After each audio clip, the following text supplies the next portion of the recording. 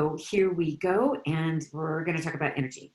So as I said earlier, we can't have really effective, productive energy without having clarity in our lives about what we want, how we want our day to look, and how we want our week and our month and our life to look. So in order to create a life that we love, we have to muster up energy to be able to fulfill that, right? And so I'm going to talk about the connection of energy between our spiritual mindset, our mental mindset, our emotional, and our physical. And today, I want to add a lot of value here to your lives by talking about energy. And number one, how we get it and use it to our advantage so that we can have an amazing, productive, fulfilling life, right? And your presence in your productivities directly related to your energy, right? Like if we're not present and we're not productive, it's most likely that we are just sitting in a low vibration, not knowing, we're just kind of going through the motions. Many people out there do that. They just go through the motions day in and day out, check in a job, check out, go home, same routine, same thing. But if you really want productivity, you've got to be present to the moments. And in order to be present to the moments, you want to be generating energy. And so clarity is really important. So that first lesson that you learned in the self-love course really is a launch to this second one of having energy. And also, I do want to talk about the vibration of energy. And it's up there with, high emotion, positivity, good thoughts, and our thoughts regulate our energy, right? So if we're having negative thoughts, or we're depressed, or we're angry, all of those emotions lower our vibration. You guys know what I'm talking about? Just the energy. And these other, high level words such as, positivity and openness and awareness and heart-centeredness and love. These are all, high levels of positivity and energy. I try to be energetic every day, and I'm very intentional about it. And when I'm not, I know there's something wrong with me. I mean, not wrong with me. There's something going on with me that is keeping me from being in my present energetic state. So I'm very intentional about it. And I want to be responsible for the energy that I bring into the room and to all those people that are around me, so that I can uplift and inspire and motivate others as well. Because really my whole life is kind of been around being a cheerleader and an inspirer and an encourager. And it's just who I was born to be, kind of like that Lady Gaga song, right? I was born this way. And you all are born this way, however you are right now. It doesn't, and I want to mention that, we're not here to change ourselves. We're here to grow. And our awakening through this process is not about changing who we are, but shedding the layers that no longer serve us, right? So there's nothing wrong with anybody, right? We're in the right place at the right time, but we have this opportunity to learn to grow and love ourselves more as long as we're down here on earth. And I'm passionate about generating energy around me to help others, because not everybody has energy, right? And you don't just wake up with energy. Most people don't pop their feet on the floor. You've got to generate it, just like a power plant. It doesn't just have energy. The power plant has to generate it all the time to keep itself going.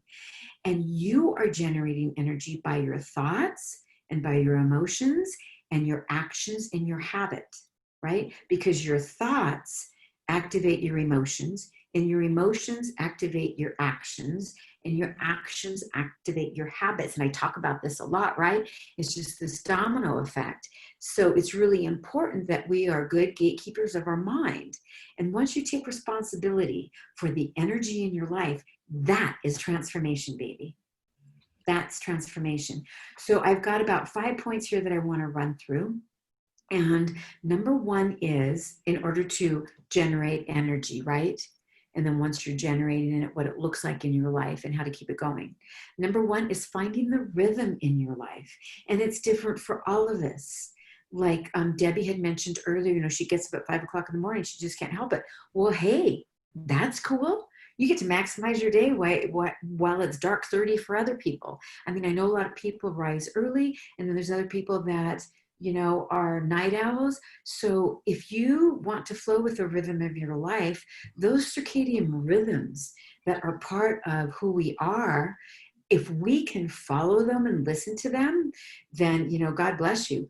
But typically in a world that has us running in all kinds of different directions and a job that we have to show up for at a particular time, sometimes we can't honor our own circadian rhythms. And, you know, one perfect example is not having to set an alarm in the morning to wake up, but to just go to bed at a comfortable time that suits you and then let your body wake up. And what I've read is that once you wake up, don't go back to sleep. Well, unless it's like 3 o'clock in the morning, it's a different story. And then I know people that get up and read to go back to sleep. But let's say you wake up at 6:30 and you're debating whether you want to go back to sleep. It says, you know, wake up, get up. And that's the perfect time to, you know, journal and download and meditate. That's the most peaceful state that your body will be in before 15 minutes before falling asleep. So I want to encourage you to get up if you don't have an alarm. And if you feel like you need an alarm because you're sleeping in and your morning's being wasted, then you are someone that might want to use your alarm. So whatever motivates you to get fired up and maintain a level of energy for high performance, that is something you want to integrate into your life so that you flow and you're in the rhythm. I'm going to give you some ideas on how to create rhythm in your life. Like a natural rhythm creates rhythm creates flow and alignment with your core values and who you are. And when we take on a job or a career that we don't like, right, and we feel unfulfilled in our work or in a relationship, and that makes us unhappy, it's difficult to create a rhythm of positive energy in your life because there's a block. And you may not see it, but I'll bet and guarantee that you feel it. And so it keeps you from moving forward, and it keeps coming up. It's like, okay, you know, maybe I have to deal with this thing that keeps coming up. So we've got to do what makes us feel most fully alive. And there are not enough people in this world that are embracing their true potential and living a life that they love, and where they can feel fulfilled and fully alive. So many women I talk to, the number one thing that they want is for fulfillment and happiness. And that fulfillment is a partnership with purpose also, right? Because when we feel like we're here for a purpose and we're doing our purpose, then we feel fulfilled, right? And we feel fully alive because when we're stepping into our passion, we're getting excited, and that's kind of fueling everything else.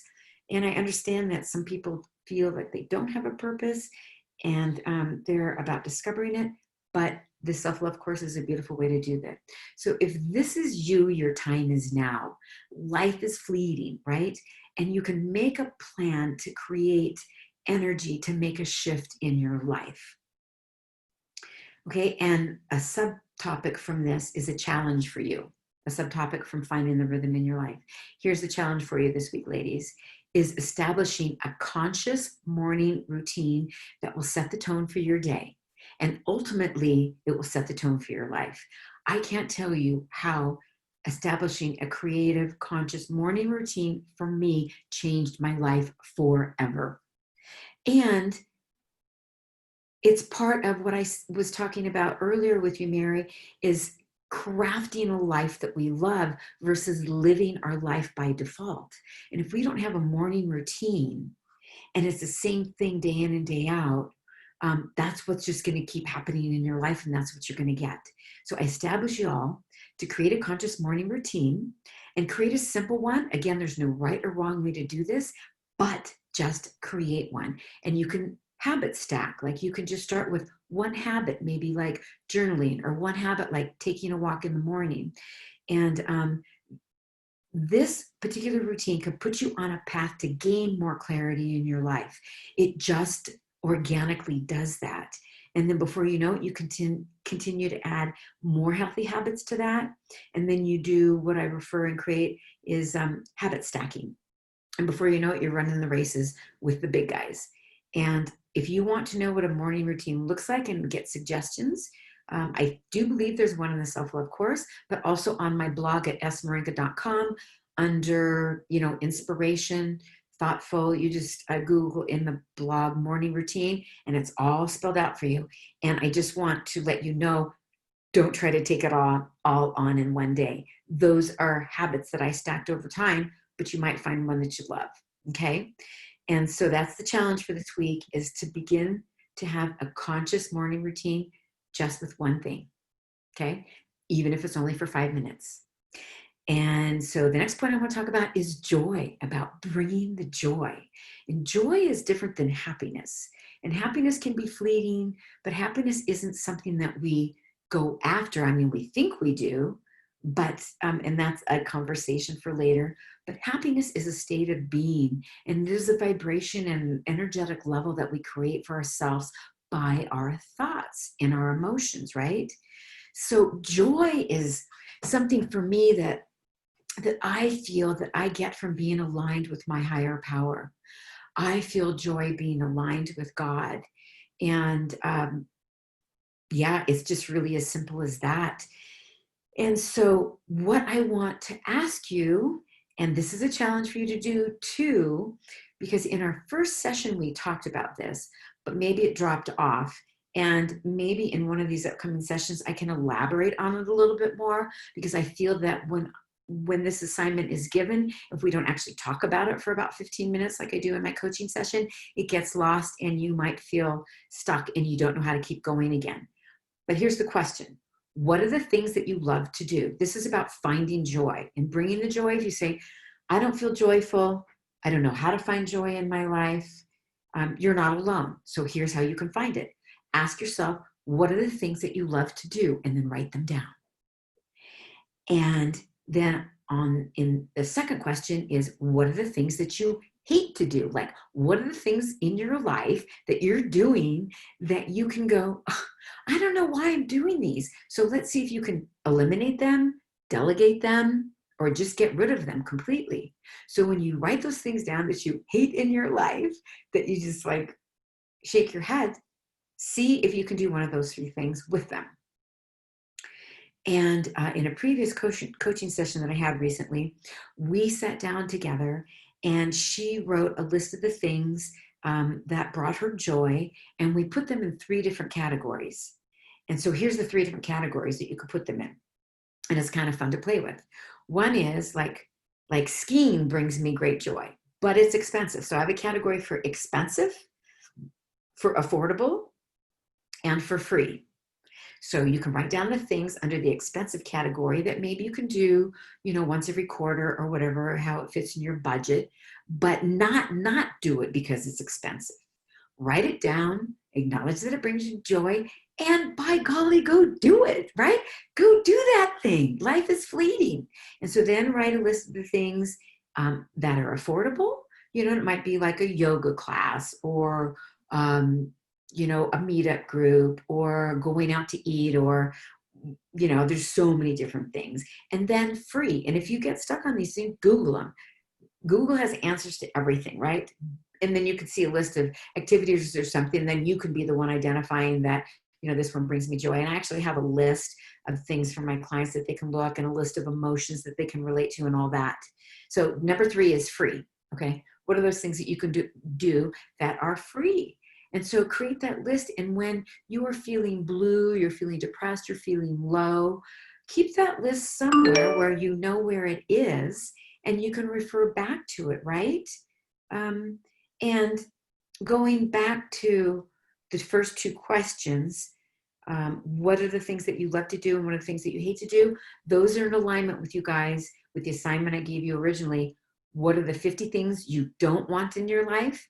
And what are the 50 things that you do want in your life? Do you guys see the similarities? Yeah. Okay, good. So I got another challenge. Are y'all up for it? I thought I was going to only come with 1, but I got 3 so far. I think this might be the last one. But write it down and feel free to do it at any time in the future, okay? So I encourage you to make a list like this for yourself, because what you'll find is that there are opportunities right in front of you that you may not be seeing to create more joy. And it can come like that, right? But perhaps you've been too busy to see it, okay? And one of the things I want to mention about joy and how I said, bring the joy, bring it into the room, bring it every day. And one of the things that I had a great awareness about recently was that when we are out and about, which we haven't been for a couple of months with COVID, is that when we're at the grocery store or we're wherever shopping, that person that's there serving us, I have come to find feels really unacknowledged and underappreciated for the work that they do. They could be working at Walmart or McDonald's or at Nordstrom's or at a fine restaurant. And we have been living such a fast pace that we just look at them as robots. And I want to invite you to create an awareness. And I have to share that my daughter, Michaela, when we got back together where we were living in the same place and going places together, I was so astounded how she did this. I was floored and convicted myself. Like, yeah, I've been in a place where I've neglected to acknowledge someone before I've asked for something. And then other times I've acknowledged them, but that was it. My daughter's like right there asking him, how are you doing today? How are you feeling? Thank you for being here. And just acknowledging them as a person. And they say thank you and they feel so appreciated. So I just want to encourage us to do more of that, like, and extend that type of kindness, to a teacher. We just got done with a yoga class. Don't just walk away. Go up to her and say, Mary, thank you. That was a great class. It was beautiful. Just thank you for teaching it. Sometimes we just forget, right? So I just wanted to bring that up because I think that kindness is something that we can continue to pass along.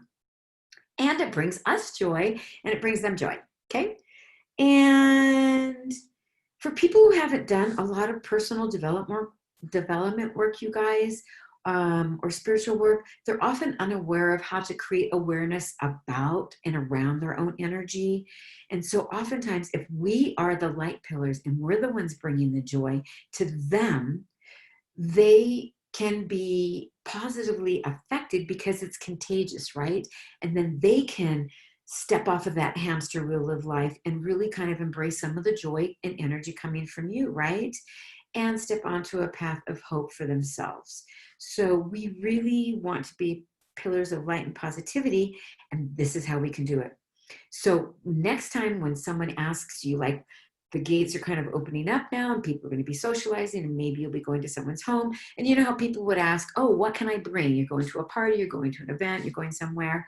Next time I challenge you to tell that person, bring the joy, bring the joy into the room. Be aware of your attitude. Come being happy and share that with everybody else.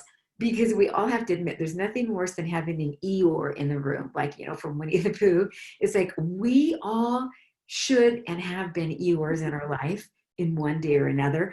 But it's like we all know those people who are actually Eeyores in life all the time. And that's really hard. So remember to bring the joy and be contagious. And it also makes you a better leader and makes you a better mother, father, friend, significant other, to just rise up in all areas of life, because that's what happens when we bring the joy. We're like way up here instead of down here. Okay, number 3 is supplement for your energy.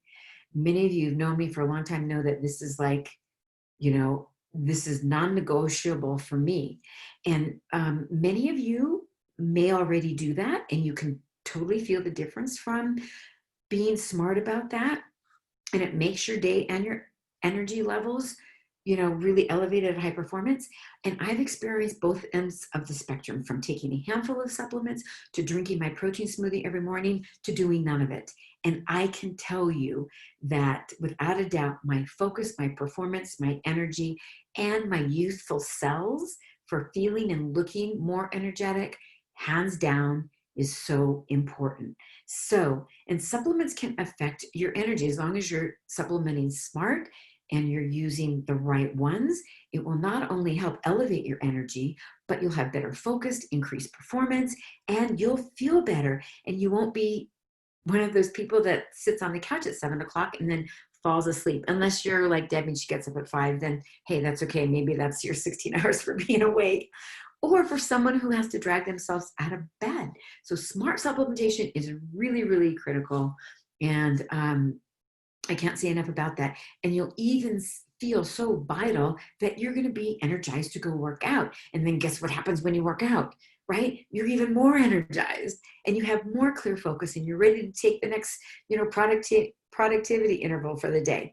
So some of you could benefit from taking specific supplements, like let's say stress. Like who isn't stressed these days? The stress levels in our lives and all of us has escalated like in an unprecedented way. So it's really important to address that and meet those stress levels with the right supplements so that you're not having a negative domino effect in the body, right? Because that's what can happen. And then some of you may have medical concerns or issues, health issues. So supplementation really can be your friend and help you feel vital and energetic again. And brain health and gut health, right, over the last couple of years has really been paramount priorities when it comes to supplementation and our overall health. Like everyone's jumping on the bandwagon. All that research is being demonstrated and shown. The medical practitioners are talking about it. We have so many negative things happening in our environment that we're breathing and taking in, seeing, feeling, that it does affect our gut health, along with food and all of that. So it's really important that we address gut health and brain health when it comes to supplementation. And one of my early mantras that I wanted to share with you, like when I started coaching in my 20s, was this: prevention is worth a pound of cure. I'm going to say it again. It's as old as the stars, but it's absolutely true. And I have told my clients this my whole life coaching is like, get on that bandwagon now because you're not going to regret it. Prevention is worth a pound of cure. Okay. So I want you to ask yourself, have you been doing that? And if you haven't been doing that, then why not? And if you started 10 to 20 years ago, you, I'm sure, are, you look and you feel more amazing than if you look at someone your age and they haven't been doing that. And so it really makes a difference. And it's never too late to start, you guys. So I just tell myself, I can't stop. I won't stop. I may get off the bandwagon for a day or two, but it's just serves me in really high levels. And it's really important too, underneath this is if you are feeling not well or something's off, it really is important to see an expert, a health professional, an expert. And sometimes it may require that we get a blood test. And if you ever want to get a comprehensive blood test that goes beyond the ones that you get from the normal doctors, contact me. I have someone who does it. And it goes really deep. But I think getting a blood test, at least on like an annual basis, will help identify areas that you need to work on to bring your health back up. It also kind of wakes you up because maybe you see something going awry and before you actually have symptoms from it, it can identify it. So it's really a good idea to actually get the checkups and keep your health in check because energy and health go hand in hand. Michelle's shaking her head. It's like, yeah, baby. So we've got to get the benefits from doing that. So consider checking in and don't go that path alone. And in completion here, we have number 4, and it's really number 1 on the list, but it's self-care. But all of these are really important, but self-care is near and dear to my heart and to all of you women. You know why? Because we are last on the list for self-care. Typically, we're always taking care of somebody else, making sure that their needs are met. So self-care, and I've got a few points here for you on self-care, and then we're done. We must pay attention to this in order to have quality of life and to create a life that we love, right? We've got to do self-care. You are not only worth it, but you deserve it to yourself, and it will increase your happiness, your positivity, your vibrations, everything for you to live a life with energy. So A is sleep. Not only getting sleep, but asterisk quality sleep, all right? That's so, so important. Quality sleep. So that means that adults really need 7 to 8 hours of sleep. So if you're not getting that, I encourage you to do that.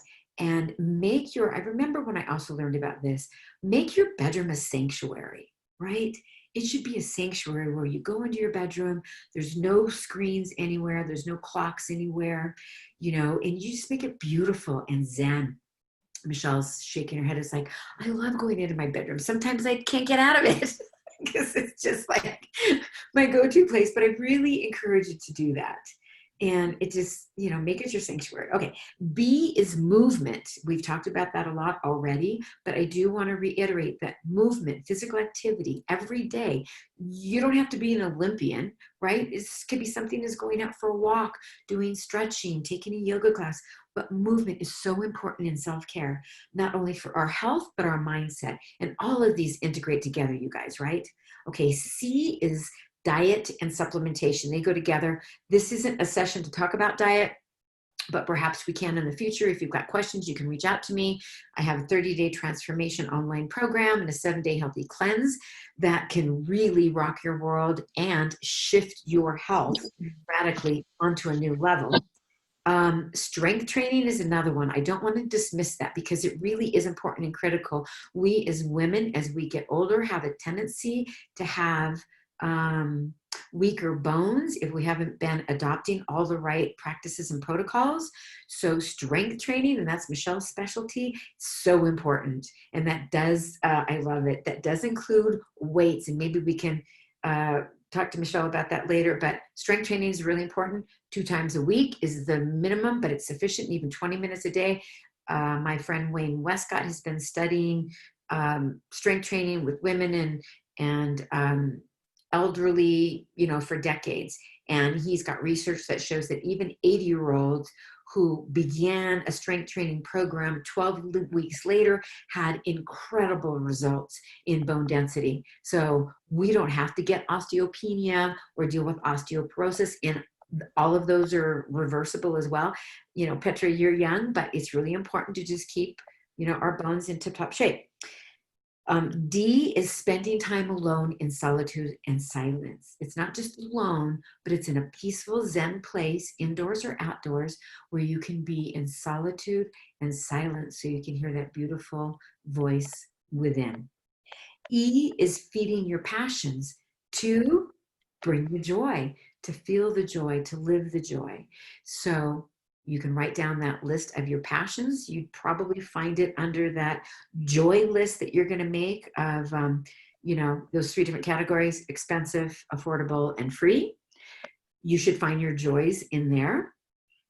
And then F, ready? It's sex. Yep, I'm saying it. It's true. Sex does so much for our mindset and our body, stress levels and tension, intimate connection. It's so important. And so that really is part of our self-care. And then finally, but not really on the bottom, is that morning routine we talked about.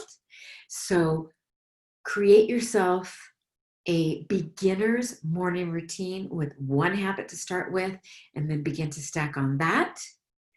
And in closing, before we go to Q&A, if there's any final comments, I just want to encourage you to go and be extraordinary, power up your potential, radically shift your health, you guys, and love yourself more. And don't forget, bring the joy. Thanks for listening and tuning in.